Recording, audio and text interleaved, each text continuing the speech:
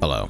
Gonna do a basic beginner's pickpocketing guide for Baldur's Gate 3. Please like this video if it helps you out.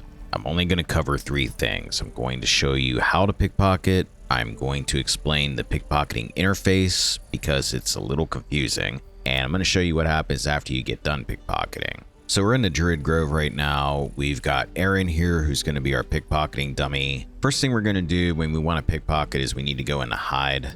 Time for discretion. We're going to see these red fields. That's line of sight. If anybody happens to catch us in one of these lines of sight, we're in trouble if we're in the middle of pickpocketing. We don't have to worry about that here because Aaron here doesn't turn around. So we don't have to worry about him at all. And nobody's going to come down here to check on him. So we're safe to practice on Aaron. When we're hiding and we're out of Aaron's line of sight, when we go to hover over him, it's going to say pickpocket. We're going to click on him. First things first, this is obviously Aaron's inventory. This thing in the middle right here, completely ignore it. Don't pay any attention to it whatsoever. What it is it's basically a difficulty indicator. So if I click on this stack of potions of healing, it's going to get a green bar around it. With a green bar, it's easier to steal something. With a red bar, it's difficult to steal something.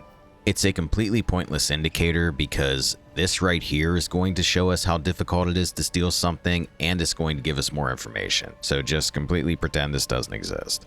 The most important thing here is the target number. If we hover over the target number, it's going to say roll target 6 in the case of these healing potions, and it's going to show our flat bonuses. I'll explain flat bonuses in a second.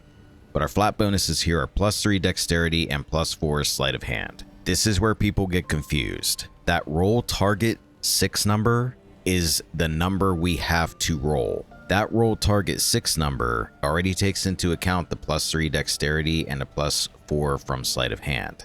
That 6 is not the difficulty check. If we wanted to know what our actual difficulty check was, we would take our +7 total bonus and we would add it to that 6. So it's actually a difficulty check of 13. It's just that this roll target number is already taking our bonuses out. You should remember also that if this number ever has a -1 or lower, if you roll a 1, it's a critical fail no matter what. So remember that. Now, flat bonuses.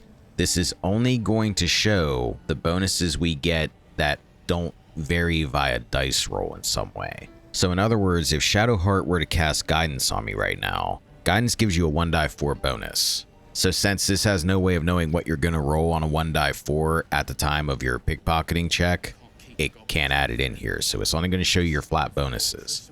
I'm going to show you here. I'll actually have Shadowheart cast guidance on Asterion.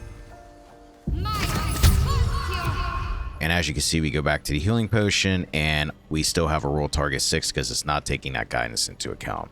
2 things before I actually steal here. When we're in this menu, so long as nobody's coming down and seeing us in their line of sight while we're clearly hiding and behind this person pickpocketing, we're in the pickpocketing menu right now, we can just keep pickpocketing until we get bored or we fail. If we fail, we're going to be in trouble. We'll have to bribe our way out, go to jail, fight. We have different options. What I'm going to actually do is try to steal one thing and then close out, and I'm going to walk away.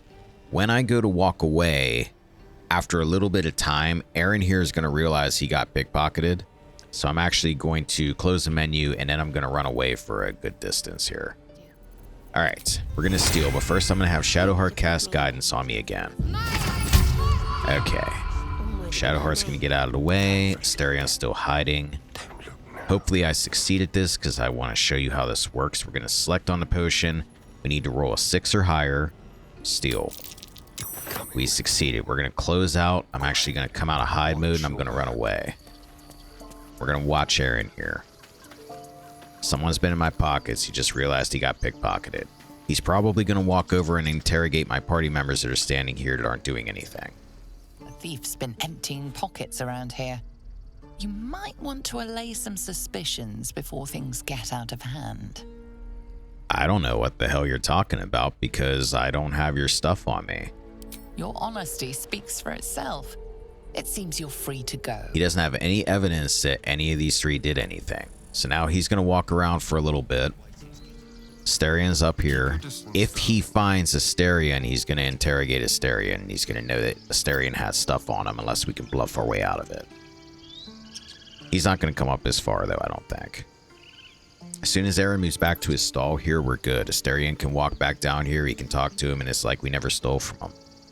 Okay, so what this is showing us is that was a difficulty class 13, which we knew because it said roll target 6, and we added our +7 total modifier to that, so difficulty class 13. So what we did was we rolled an 8, it added our +4 sleight of hand proficiency, it added +1 from the guidance that Shadowheart casted on us, and then it added +3 from Asterian's dexterity modifier to give us 16. So all that roll target number is saying is that if we had rolled a 6, provided we hadn't casted guidance, forget about guidance for a second, if we had rolled a 6, we would have gotten exactly 13. So all you got to think about with that number is that that's the number you need to roll. And that's pretty much it. That's the basics of pickpocketing in Baldur's Gate 3.